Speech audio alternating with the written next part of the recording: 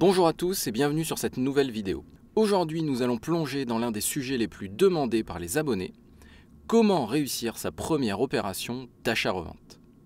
C'est un thème qui revient constamment dans mes échanges avec les investisseurs, qu'ils soient débutants ou confirmés, et qui démarrent leur parcours aux enchères. Ils voient souvent les enchères comme l'opportunité d'aller chercher des biens en dessous de leur valeur de marché et de les revendre ensuite en réalisant au passage une plus-value. Je vous propose aujourd'hui dans cette vidéo de découvrir ensemble les points essentiels pour réussir cette première opération d'achat-revente. Nous verrons comment définir clairement votre projet et votre budget, quelle marge brute faut-il viser pour que l'opération soit rentable, est-ce qu'il est indispensable de créer tout de suite une société de marchand de biens, comment vous pouvez faire financer votre projet par la banque, quel apport personnel il va vous falloir pour réaliser cette opération, et enfin, quelles sont les autres solutions de financement qui s'offrent à vous. Si vous découvrez la chaîne avec cette vidéo, 2 mots pour me présenter. Je m'appelle Guillaume Virondeau et j'ai 37 ans. J'ai exercé la profession d'huissier de justice durant 6 ans et j'ai revendu mon étude en janvier 2021. Pour être plus libre d'abord et plus aligné avec mes valeurs personnelles. L'immobilier a été déterminant dans ce changement de vie, tellement déterminant que j'en ai fait mon activité. J'ai créé en janvier 22 mon cabinet d'expertise indépendant et je suis aujourd'hui expert immobilier agréé et inscrit sur les listes de la Cour d'appel de Limoges. J'investis activement dans l'immobilier depuis 2019 et depuis 2021 grâce aux enchères. Après avoir été un des maillons de la procédure et avoir participé activement à plus de 150 procédures de vente en tant qu'huissier, j'ai développé mon expertise dans ce domaine en tant qu'investisseur. En mars 2023, j'ai publié un livre sur le sujet pour démocratiser ce type de vente auprès des investisseurs et j'ai créé une newsletter mensuelle dédiée exclusivement à l'univers des enchères. Tout ça m'a amené à partager mes connaissances lors de divers événements et depuis près d'1 an à accompagner des investisseurs et des marchands de biens dans leurs premiers achats aux enchères. Allez, c'est parti, voici les points essentiels pour réussir votre première opération d'achat-revente aux enchères. La première étape, c'est de définir votre projet et votre budget. Alors vous allez me dire, ça va de soi, oui, peut-être, mais pas pour tout le monde. Et il y a définir son projet et définir son projet.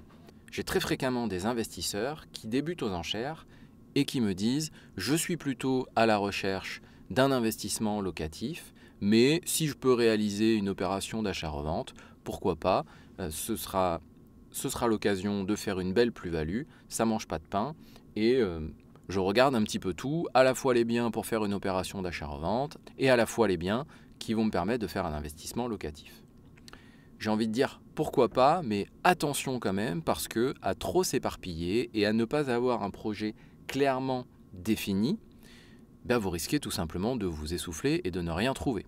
Parce que sauf à avoir 100% de votre temps à consacrer à votre projet immobilier, et particulièrement à votre projet en chair, nécessairement, ça va vous demander du temps, de l'énergie, et ce temps et cette énergie-là, il faut l'optimiser. Si vous décidez de consacrer 4, 5, 6 heures par semaine à votre projet, alors c'est très bien et c'est déjà pas mal, en plus de votre activité professionnelle, surtout pour ceux qui ont une activité prenante, qui sont entrepreneurs par exemple.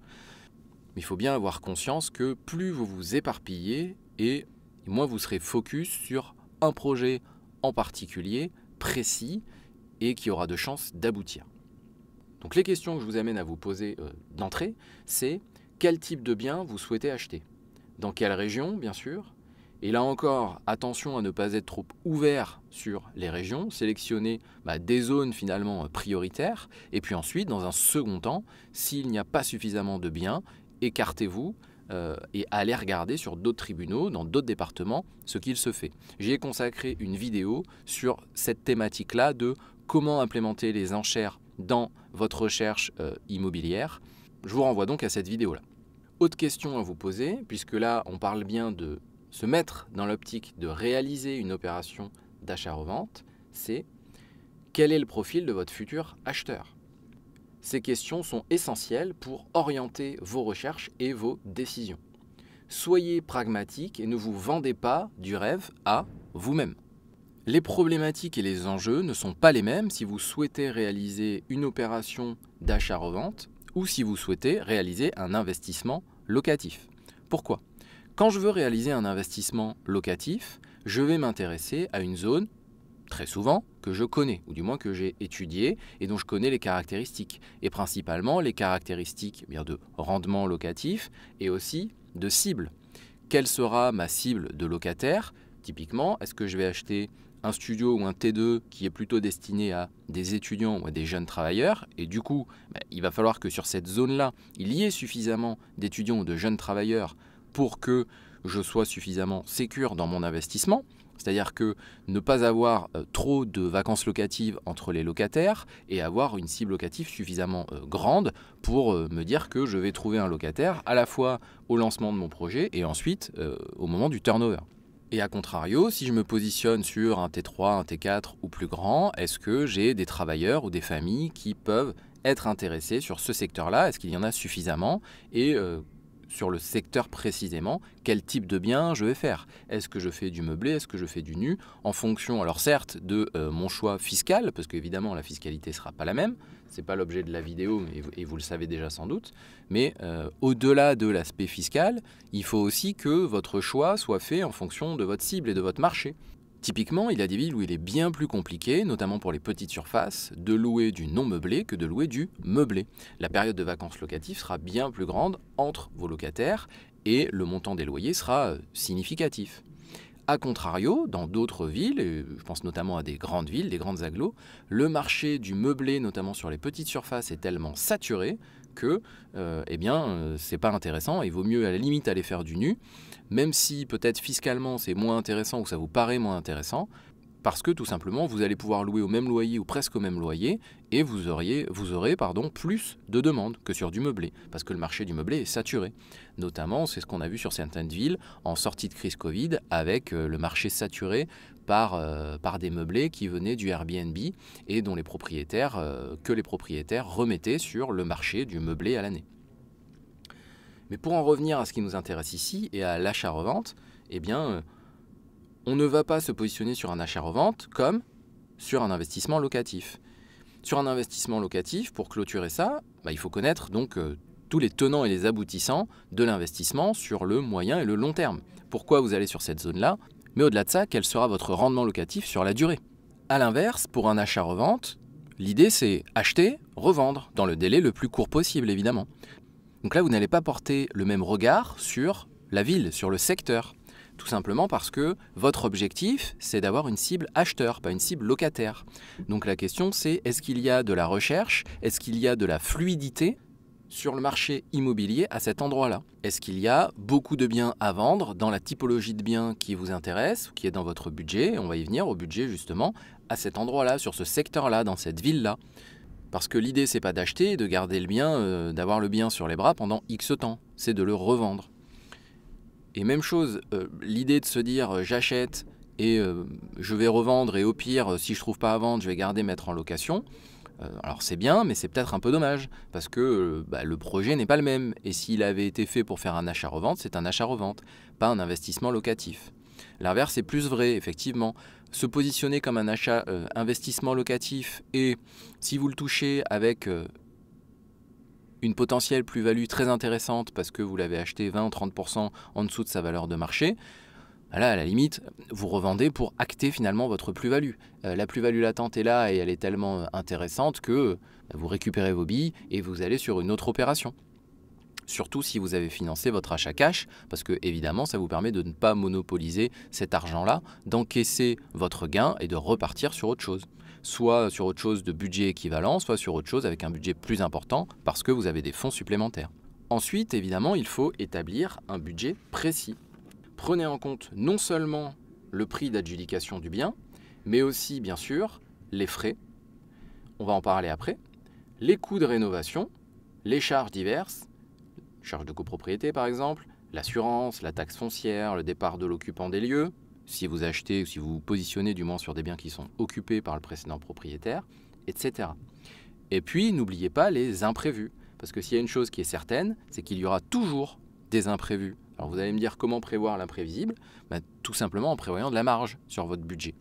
Être ric-rac sur une opération d'achat-revente ou sur un investissement locatif, c'est rarement une bonne idée de toute façon. Point suivant maintenant, est-ce que faire des travaux est impératif? Non, faire des travaux n'est pas impératif.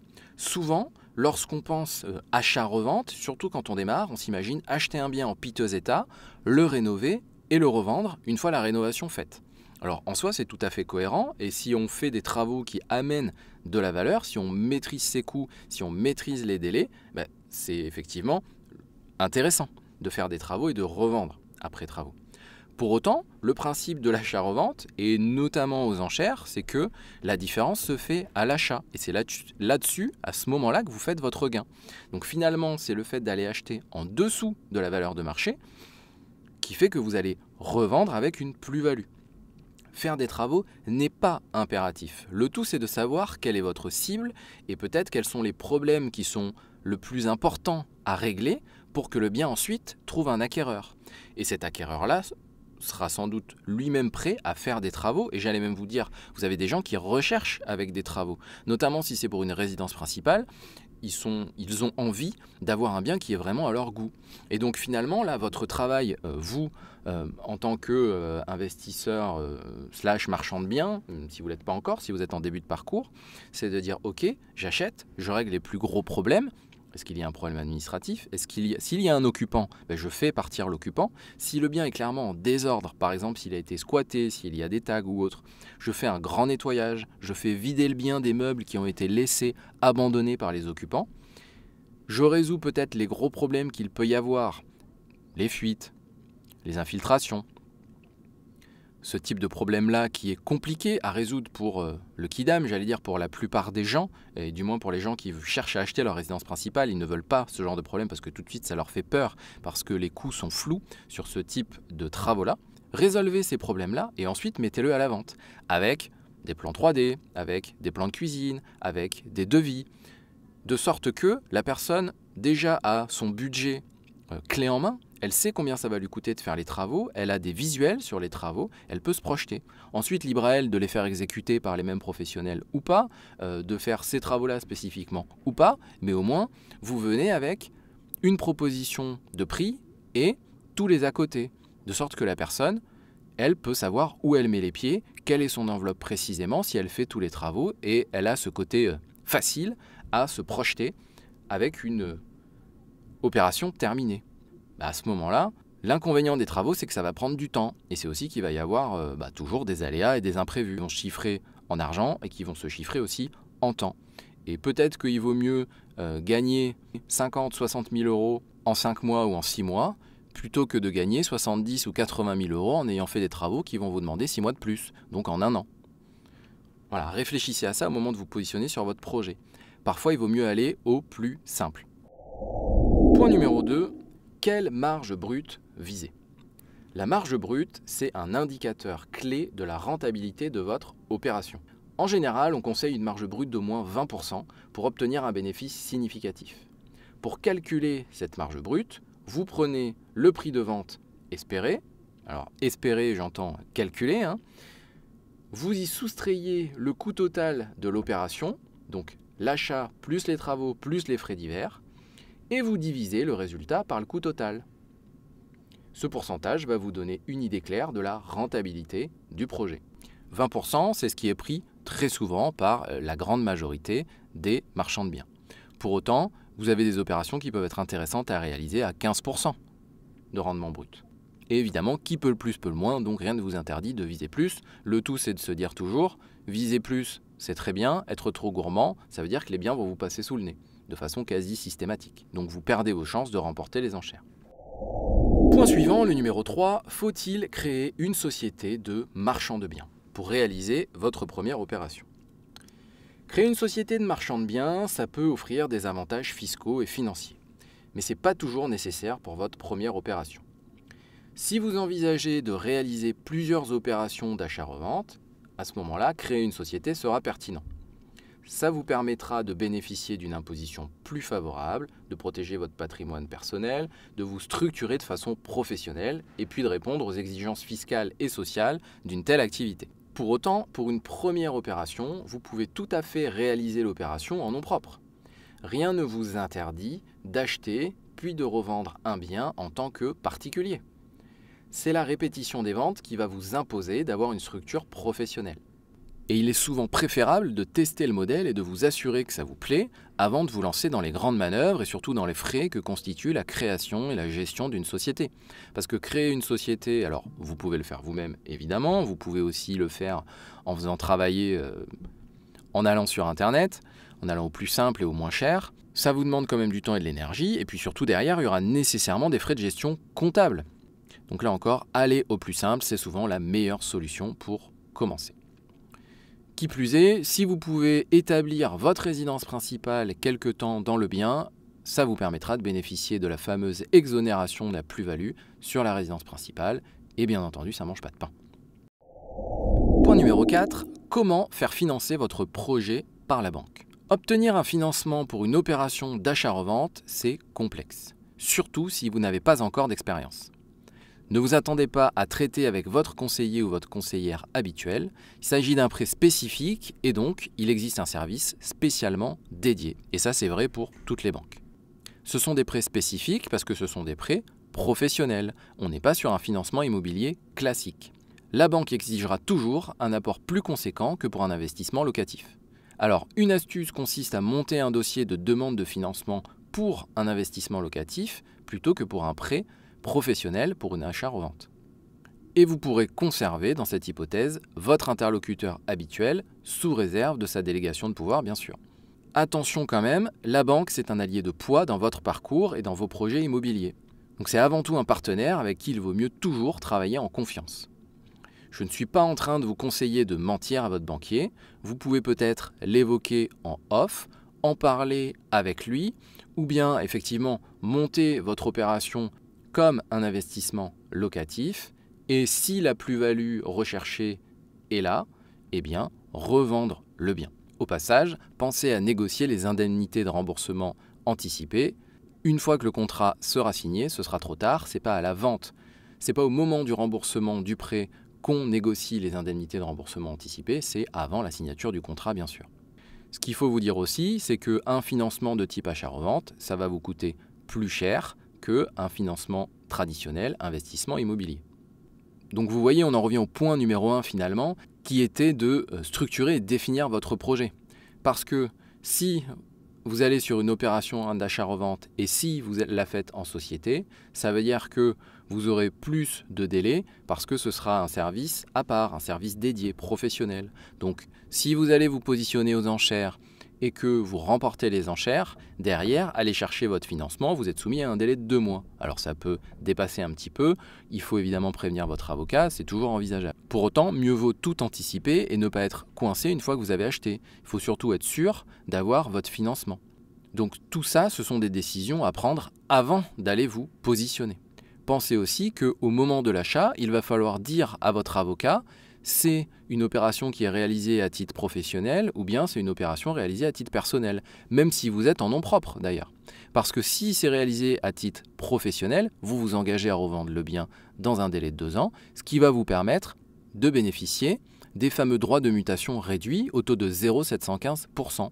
Là où un achat en tant que particulier, vous allez payer 5,807% de droits de mutation. Donc vous voyez, ce n'est pas une paille, on est à plus de 5% de différence au niveau de cette taxe. Un point très important à aborder aussi, c'est quel apport personnel faut-il investir dans l'opération? Est-ce que vous êtes obligé déjà de réaliser un apport personnel? La réponse est quasi systématiquement oui aux enchères. Je connais des investisseurs qui ont réalisé leur investissement sans apport personnel. Attention pour autant, il faut distinguer avoir des liquidités, et ça c'est toujours indispensable aux enchères, on va voir pourquoi tout de suite, de faire un apport personnel. Faire un apport personnel, ça veut dire que vous mettez des fonds propres qui vont rester sur la durée dans l'opération. Si vous allez acheter un bien à 170 000 €, vous allez peut-être mettre 20 000 € de votre poche et emprunter 150. Et votre projet se fera comme ça de A à Z. Là où il faut distinguer votre besoin de liquidité de votre apport personnel, c'est que les liquidités, vous en aurez toujours besoin. Pourquoi? Parce que vous devez à minima disposer des liquidités pour le chèque de banque de 10% de garantie que vous devez remettre à votre avocat pour qu'il puisse enchérir, et ça c'est vrai partout en France, quelles que soient les enchères. Vous devez aussi être en mesure très rapidement de payer, après que vous ayez remporté les enchères, les honoraires de votre avocat pour qu'il puisse entamer ces démarches. Surtout si votre objectif c'est de revendre le bien, plus vous payez rapidement tous les postes de dépenses, que ce soit les frais ou le montant de l'adjudication, et plus votre avocat sera en mesure rapidement de faire les formalités légales et les publicités légales, et donc plus rapidement vous serez en mesure de vendre le bien. Enfin, il va vous falloir aussi des liquidités supplémentaires si vous vous positionnez sur des biens qui sont à Paris ou en région parisienne. Il vous faudra alors remettre un second chèque de banque à votre avocat, et là ce n'est pas la loi qui l'impose, mais ce sont les règlements des différents tribunaux. J'y consacrerai une vidéo dans les semaines qui viennent. Ce chèque de banque, il sera soit du montant des frais de procédure, soit de 10% du montant de votre enchère maximale. Ça va dépendre du tribunal sur lequel vous allez vous positionner. Donc là, vous voyez, il vous faut des liquidités impérativement pour enchérir. J'y avais consacré une vidéo il y a quelques mois. Je vous y renvoie pour en savoir plus sur, en détail, quelle liquidité il vous faut pour aller vous positionner. Enfin, dernier point, quelles sont les autres solutions de financement pour votre opération d'achat-revente et pour votre projet en chair? Si vous réalisez l'opération en société, attention, ce ne sera pas possible en nom propre, enfin du moins en tant que particulier, vous pouvez présenter votre opération aux plateformes de crowdfunding, à certains club deals ou encore à la Fédération des marchands de biens. J'ai vu récemment une vidéo sur le podcast, alors sur YouTube, sur la chaîne YouTube du podcast Ça fait un bail. C'était un échange et une interview très intéressante d'Eric Weiss, qui est marchand de biens et entre autres président de la Fédération des marchands de biens, et qui explique justement tous les rouages pour aller chercher des financements autres que grâce aux banques pour réaliser des opérations d'achat-revente. Donc je vais vous mettre le lien en description de la vidéo parce que franchement elle est super intéressante, surtout quand on commence, parce qu'il vous explique certaines erreurs à ne pas faire et comment se structurer de façon un petit peu plus professionnelle, notamment pour ce qui est du financement. On arrive au terme de cette vidéo, j'espère qu'elle vous a plu et que dorénavant vous savez un peu mieux comment vous positionner pour réaliser votre première opération d'achat-revente aux enchères immobilières. Si vous êtes intéressé par les enchères et notamment si vous êtes en début de parcours, je vous invite à aller voir tous les liens en description. Vous pouvez vous inscrire à ma newsletter entièrement gratuite et 100% consacrée aux enchères judiciaires. Vous pouvez aussi trouver le lien pour vous procurer mon livre « Enchères immobilières, les secrets pour réussir et s'enrichir ». Et enfin, je vous mets un dernier lien, celui de l'accompagnement individuel. Si vous souhaitez que je vous aide à réaliser votre première opération aux enchères, contactez-moi, on se fera un petit call d'une quinzaine de minutes et on verra en quoi je peux vous aider et si votre projet est viable ou bien si peut-être les enchères sont trop compliquées pour vous à l'instant T, qu'il vaut mieux avancer sur le marché traditionnel et revenir voir les enchères dans quelques temps quand ce sera plus approprié pour vous. Je vous dis à très bientôt pour une prochaine vidéo. Bye!